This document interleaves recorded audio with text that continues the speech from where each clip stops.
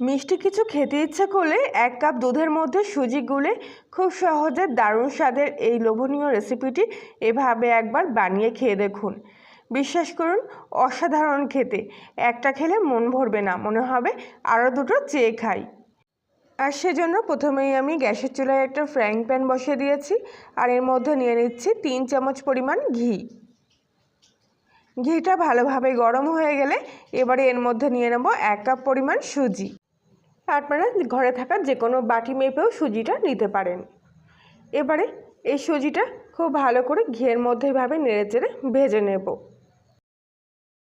গ্যাসের ফ্লেমটা সিম আঁচে রেখে সুজিটাকে ভাজতে হবে, নইলে প্যানের তলায় ধরা পড়তে পারে। আর এক্ষেত্রে সুজিটা একেবারে লাল করে ভাজার দরকার নেই। কিছুক্ষণ মোটামুটি এভাবে নাড়াচাড়া করার পর যখন দেখবেন হালকা একটা সুজির মিষ্টি ভাজা গন্ধ ছড়াতে শুরু করেছে, তখনই হয়ে যাবে। কালারটা এরকম সাদা থাকলেই বেশি ভালো হবে। তো সুজিটা ভাজা হয়ে গেছে। এবার আমি এখানে নিয়ে নিয়েছি 1 কাপ পরিমাণ দুধ। সমস্ত দুধটাই সুজির মধ্যে নিয়ে নিলাম। যে পরিমাণ দুধ সেই পরিমাণ সুজি দিলে ভালো হয়। এবারে খুব ভালো করে দুধের সাথে সুজিটাকে এইভাবে মিশিয়ে নেব।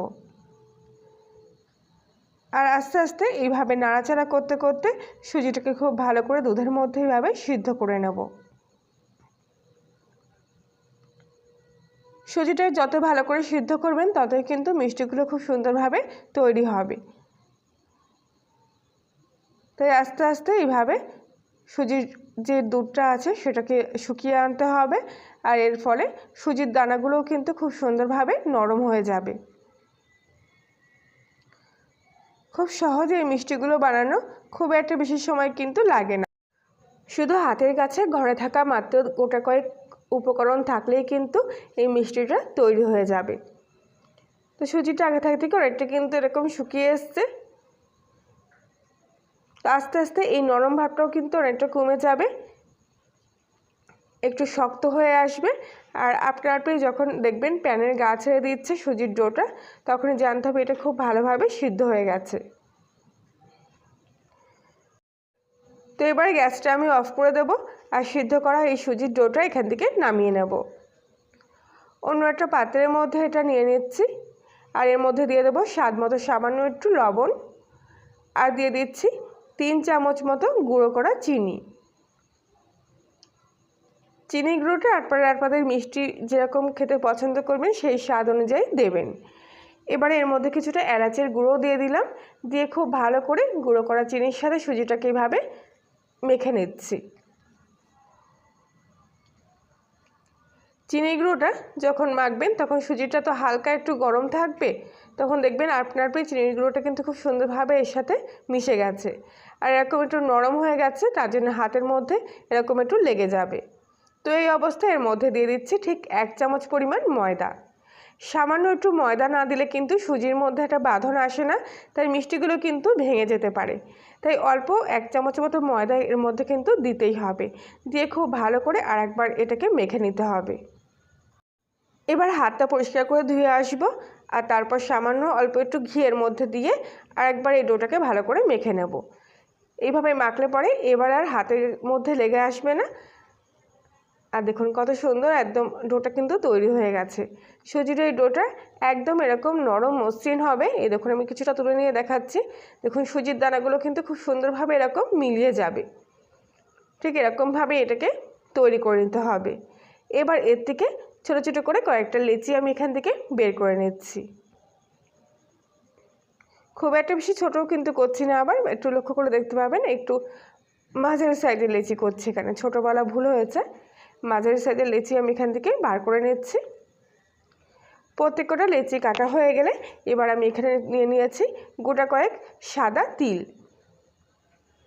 এই তেলগুলো আপনারা যখন সুজিটা মাখছেন সেই সময় দিতে পারেন, আবার এরকম একটু ওপর থেকে গোটা কয়েক তিল লাগিয়ে তারপরে লেচিগুলোকে হাতের মধ্যে ভাবে নিয়ে তারপরে গোল গোল করে নিতে পারেন, সেটা আপনাদের ইচ্ছা। তো আমি এইভাবে তিলগুলো এই লেচির গায়ে লাগিয়ে নিচ্ছি, নিয়ে খুব ভালো করে আবারও হাতের মধ্যে নিয়ে গোল করে নিচ্ছি। বাকি লেচিগুলো ঠিক একইভাবে এখানে আমি তৈরি করে নিলাম। এবার এখানে আমি নিয়ে নিয়েছি কিছুটা নারকেলের গুঁড়ো, আর নিয়ে নিয়েছি এখানে কিছুটা আখের গুড়। আপনারা যে কোনো গুড় ব্যবহার করতে পারেন, এক্ষেত্রে ভেরি গুড় কিংবা পাটালি গুড় আপনাদের হাতের কাছে যে গুড়ই থাকবে, কিংবা চিনির দানা দিলেও কোনো অসুবিধা হবে না, সেটা একান্তই আপনাদের স্বাদের উপরে ডিপেন্ড করছে। তো এবারে একটা করে লেচি আমি এখান থেকে নিলাম আর এরকম করে খিলি তৈরি করে নিচ্ছি। এবারে খিলিটার মধ্যেখানে কিছুটা সামান্য পরিমাণ গুড় আমি নিয়ে নেব আর দিয়ে দেবো এর ওপর থেকে কিছুটা নারকেলের গুঁড়ো। এবারে একটু ভেজে আঙুল এইভাবে জলের হাত দিয়ে চার সাইড থেকে এইভাবে দিয়ে দিচ্ছি। এতে মুখটা খুব ভালোভাবে সিল হয়ে যাবে, পরবর্তীকালে খুলে যাবে না। এরপর খিলির মুখটা সম্পূর্ণটা এক জায়গায় করে এনে তারপরে মুখের অংশটা এইভাবে একটু মুড়িয়ে নেব, আর এক্সট্রা যে অংশটা বেরোবে সেটা কিন্তু এখান থেকে মুড়িয়ে মুড়িয়ে বাদ দিয়ে দেবো। এটা জয়েন করার চেষ্টা করবেন না, যেটুকু বেরিয়ে যাবে সেটুকু এইভাবে কেটে বাদ দিয়ে দিতে হবে। তারপরে মুখটা খুব ভালোভাবে এইভাবে হাতের মধ্যে নিয়ে চেপে সিল করে দিতে হবে। দেখুন দুটো পিঠই কত সুন্দর একদম মসৃণ তেলালো হয়েছে। তারপর হাতের মধ্যেখানে রেখে একটু এরকম চ্যাপটা করে নিচ্ছি আর সাইডগুলো একটু খুব সুন্দরভাবে শেপ দিয়ে নিলাম, যাতে আকৃতিতে এগুলো একটু গোল মতো হয়। আর বাকিগুলো আমি ঠিক একইভাবে এখানে তৈরি করে নেব। দেখুন কত সুন্দর দেখতে হয়েছে। তৈরি করাও কিন্তু খুব সহজ, যে কেউ একবার দেখলেই বানাতে পারবেন। আশা করছি আজকের রেসিপিটি দেখার পর আপনাদের ভালো লেগে থাকবে। ভালো লাগলে প্লিজ লাইক শেয়ার কমেন্ট করে জানাবেন। আর রোজকার মতো আবারও বলছি, আপনি যদি কলিনের রান্নাঘর চ্যানেলটিতে নতুন হয়ে থাকেন তাহলে প্লিজ একটি সাবস্ক্রাইব করে দেবেন আর পাশের বেল আইকনটি প্রেস করবেন নতুন কোনো ভিডিওর আপডেট পাওয়ার জন্য। বাকিটারও মুখ আমি একইভাবে এখানে সিল করে নিচ্ছি। খুব ভালোভাবে এরকম একটু চেপে চেপে মুড়িয়ে নিতে হবে আর তারপরে আবারও হাতের মধ্যেখানে রেখে একটু চেপে দিয়ে এরকম চ্যাপটা মতো করে নিতে হবে। দেখুন কত সুন্দর এটাও তৈরি হয়েছে।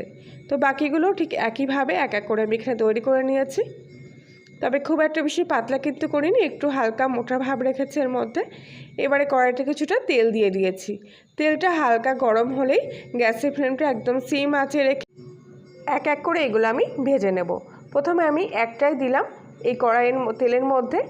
এই অবস্থায় কড়াইয়ের তেলটা খুব ভালো করে এরকম ঘুরিয়ে ফিরিয়ে নিতে হবে আর তারপর কিছুটা গরম তেল এর উপর থেকে এইভাবে দিয়ে দিতে হবে। এরপর একটা পিঠ লাল হয়ে গেলে উল্টো পিঠটা উল্টে দেবো আর এবার আরেকটাও আমি পাশে এবার দিয়ে দিলাম একইভাবে, দিয়ে এটাও কিন্তু সেমভাবে একইভাবে ভেজে নেব। একসঙ্গে বেশি করে দিলে কিন্তু এগুলো গায়ে গায়ে হয়ে ভেঙে যেতে পারে, তাই এরকম যেরকম তেল থাকবে কিংবা যেরকম ছোট কড়াই থাকবে সেই অনুযায়ী কিন্তু ভাজতে হবে। যদি আপনাদের বড় কড়াইতে ভাজেন কিংবা বেশি তেলে ভাজেন তাহলে একসঙ্গে 2 থেকে 4টে ভাজতে পারবেন, কিন্তু এরকম ছোট কড়াই হলে আর তেল যদি অল্প হয় তাহলে এরকম অল্প 2 করে ভাজাই বেটার হবে। তো এরকম করে ভেজে নেওয়ার পর দু পিঠি এরকম সুন্দর একটা ভাজার কালার চলে আসলে এবার আমি এগুলো তেল থেকে ছেঁকে নিয়ে তুলে নেব। দেখুন কত সুন্দর দেখতে হয়েছে এই পিঠেগুলোকে। বাকিগুলো ঠিক একইভাবে এখানে আমি ভেজে নিচ্ছি। সবচেয়ে হলো তেলের টেম্পারেচারটা কিন্তু একেবারে ঠান্ডা হলেও হবে না, আবার একেবারে গরম থাকলেও কিন্তু খুব তাড়াতাড়ি এগুলো রং চলে আসবে ভাজা হওয়ার আগেই। তাই তেলের টেম্পারেচারটা একদম নর্মাল রাখলেই তবেই কিন্তু এগুলো একদম পারফেক্টভাবে তৈরি হয়ে যাবে। আগেরগুলো থেকে ভালোভাবে তেল ঝরে গেলে এবার একটা অন্য প্লেটেগুলো ঢেলে নিলাম আর বাকিগুলো কিন্তু ঠিক একইভাবে এরকমভাবে ভাজতে থাকলাম। তেলটা যত ভালো করে নাড়াবেন ততই কিন্তু এগুলো খুব সুন্দরভাবে ফুলে উঠবে। আর দেখুন এগুলো কত সুন্দর একদম টোপা টোপা বেলুনের মতো ফুলে উঠেছে। এগুলো ভাজার সুন্দর কালার চলে এসেছে, এবার এগুলোও তুলে নিচ্ছি আর সবগুলো আমি ভাজার পর অন্য একটা প্লেটের মধ্যে এইভাবে তুলে নিচ্ছি। সম্পূর্ণ ঠান্ডা হয়ে গেলে এগুলো আমি এখান থেকে একটা ভেঙে নিয়ে দেখাচ্ছি। দেখুন কত সুন্দর হয়েছে।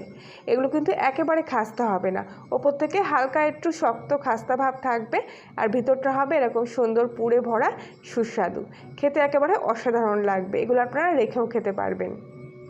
আজকের মতো এই পর্যন্তই, সবাই ভালো থাকবেন।